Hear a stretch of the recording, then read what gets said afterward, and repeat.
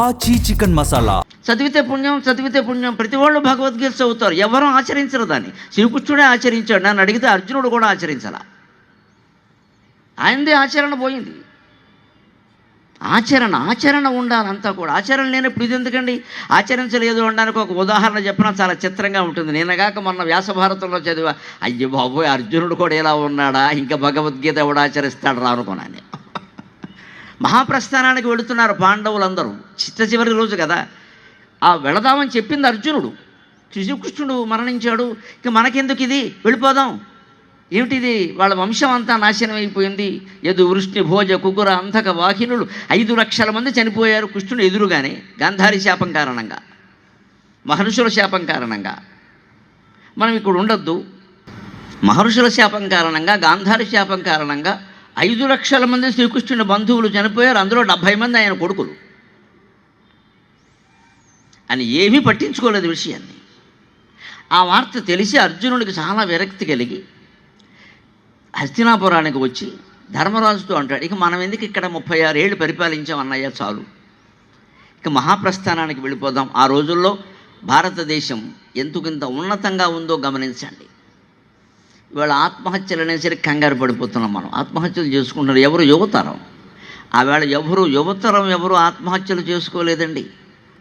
కానీ 70 ఏళ్ళు, 80 ఏళ్ళు, 90 ఏళ్ళు దాటిన వాళ్ళు తమ జీవిత లక్ష్యాలు పూర్తయ్యి, తపస్సు పూర్తయింది అంటే 4 మార్గాల్లో చనిపోయేవాళ్ళు. వాళ్ళంతలో వాళ్ళే స్వచ్ఛంద మరణం. 1 ప్రాయోపవేశం, 2 అగ్ని ప్రవేశం, 3 నదీ ప్రవేశం, 4 మహాప్రస్థానం.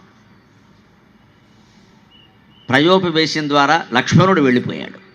నదీ ప్రవేశం ద్వారా రామచంద్రమూర్తి వెళ్ళిపోయాడు. అగ్ని ప్రవేశం ద్వారా శరభంగాది మహర్షులు చాలామంది వెళ్ళిపోయారు. శబరి కూడా అగ్ని ప్రవేశం ద్వారా వెళ్ళిపోయింది. పాండవులు మహాప్రస్థానంతో వెళ్ళిపోయారు.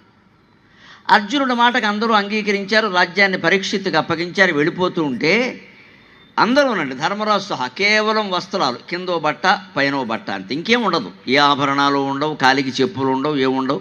ఉత్తరంగా నడిచి వెళ్ళిపోతారు. మహాప్రస్థానం అంటే అర్థం అది. ఇంక మళ్ళీ తిరిగి రారు. ఆ ఉత్తరంగా వెళ్ళిపోతే ఏం చేస్తారు? నది అడ్డం వచ్చింది, దిగుతారు, ఉంటే ఉంటారు, పోతే పోతారు. కొండ అడ్డం వచ్చింది, ఎక్కేస్తారు, ఉంటే ఉంటారు, లేదా పడిపోతారు. ఓ ముళ్ళకంప అడ్డం వచ్చింది, దాన్ని తొలగించుకోరు, దాంట్లోంచే వెళ్ళిపోతారు. అదే ఓ మహాప్రస్థానం అంటే.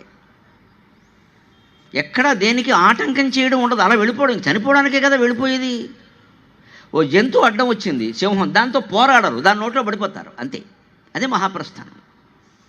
దానికి సిద్ధపడి 5 పాండవులు ద్రౌపదితో సహా వెడుతుంటే విచిత్రం, అందరూ ఆయుధాలు వదిలేశారు. ధర్మరాజు ఆయుధం బల్యం, ప్రధానంగా పురుషోత్తమ చక్రవర్తిలాగా ధర్మరాజు ఆయుధం బల్యం వదిలేశాడు. భీముడు గద వదిలేశాడు. నకుల సహదేవులు ధనుర్బాణాలు అన్నీ వదిలేశారు. విచిత్రం, ఇంత భగవద్గీత 18 అధ్యాయాలు విన్న పెద్ద మనిషి గాంధీవోనో అక్షయ తూణీరం వదలలేదు. మమకారం అవి పట్టుకుని వెళ్ళాడు. వ్యాసభారతం మహాప్రస్థానిక పర్వంలో ఉంటుంది ఈ ఘట్టం. వ్యాసుడు ఆలోచింపజేస్తాడమని అర్జునుడు లాంటి వాడు ఎలా ప్రవర్తించాడో చూడండి. ఆచరణ లేనప్పుడు దేనికి ఆరాధన?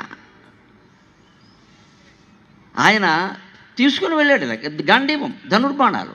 గాంధీవం అక్షయతూణీరం వదలట్లా. అప్పటికి అవి పనికిరావు అర్థమైంది. ఎందుకంటే బోయేవాళ్ళు 25 మంది ఎదురైతే అర్జునుడు 16,000 మంది స్త్రీలని వాళ్ళెవరిని కాపాడలేకపోయాడు, ఓడిపోయాడు. చెట్టు కట్టేసి కోటి బారేశారు. గాంధీవం పనిచేయలేదు. గాంధీవం అంటే ఒకటి బేండమేళం అయిపోయింది.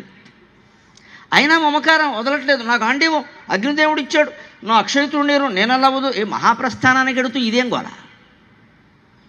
ఇది మనిషి మమకారం. అప్పుడు ఒక పెద్ద మనిషి ప్రత్యక్షం అవుతాడు. ఆయన విపరీతమైన తేజస్సు వెలుగుతున్నాడు ఆ కొండల మధ్యలో. అర్జున, అందరూ ఆయుధాలు వదిలేరు, నువ్వెందుకు వదల్లా అన్నాడు. ఇది అగ్నిదేవుడు ఇచ్చిన గాంధీవం, ఆయన ఇచ్చిన అక్షయతూణీరం, నేను వదలలేను అన్నాడు. నేను అగ్నిదేవుడిని, వదులుతావా లేదా అన్నాడు ఆయన. అది భారతీయత, అది దైవత్వం. నేను తీసుకుందుకు వచ్చా. నేను ఎక్కడి నుంచి వచ్చింది అనుకుంటావు? వరుణుడి దగ్గర తీసుకుని నీకు ఇచ్చాను ఖాండవ దహన సమయంలో. తిరిగి నేను వరుణుడికి ఇవ్వాలి, ఇచ్చేయి అంటే భారతీయ సిద్ధాంతం ఏం చెబుతోందండి? ఈ భూమి మీదకు నువ్వేది పట్టుకు రాలేదు, తిరిగి పట్టుకెళ్ళేది కూడా ఏం లేదు. సత్యం ధర్మంతో జీవితాన్ని గడిపి ప్రశాంతంగా వెళ్ళిపో. ఇదే హిందుత్వం, ఇదే భారతీయత, ఇదే తత్వజ్ఞానం.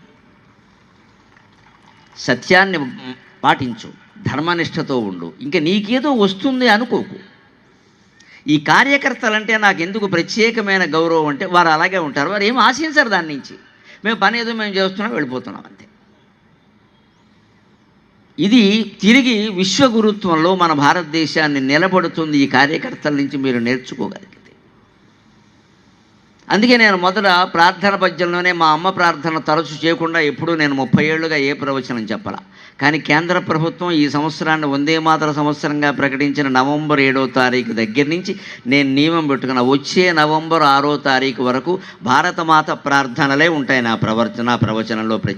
ప్రత్యేకం దేశమాత. మా అమ్మ చాలా సంతృప్తి పడి నాకు కల్లో కనిపించి చెప్పింది, ఒరే నన్ను కీర్తించావు చాలరా, దేశాన్ని కీర్తించరా. దేశమాత ముఖ్యం కదా. మా అమ్మ నాకొక్కరికే తల్లి, దేశం మనందరికీ తల్లి అంటే మనం ఇంకా విశాలమయ్యాం, తప్పేం లేదు. ఆనాటి రాజుల శక్తితోడ, ఋషిరాజుల తీవ్ర విరక్తితోడ హిందుత్వంలో ప్రత్యేకత ఏమిటంటే ఎంత శక్తి ఉందో అంత విరక్తి కూడా ఉంటుంది. క్షమాశక్తవు అంటాడు రఘువంశంలో కాళిదాసు. ఎవరు క్షమించాలి శత్రువులను కానీ ఇతరులను కానీ అంటే ఏమైనా చేయగలిగిన వాడు క్షమించాలి, చేతకాని వాడు క్షమించని వాడు చేత కాదు కాబట్టి క్షమించాడు. అన్నీ చెయ్యగలిగిన వాడు, ఏమైనా పుచ్చి ఎగరగొట్టేయగలిగిన వాడు క్షమించాలి. క్షమాశక్తవు అంటాడు. క్షమ ఎవరికి అలంకారం అంటే శక్తివంతుడికి, చేతకాని వాడికి కాదు. ఇక్కడ చేతకాని వాడు క్షమించక ఏం చేస్తాడు?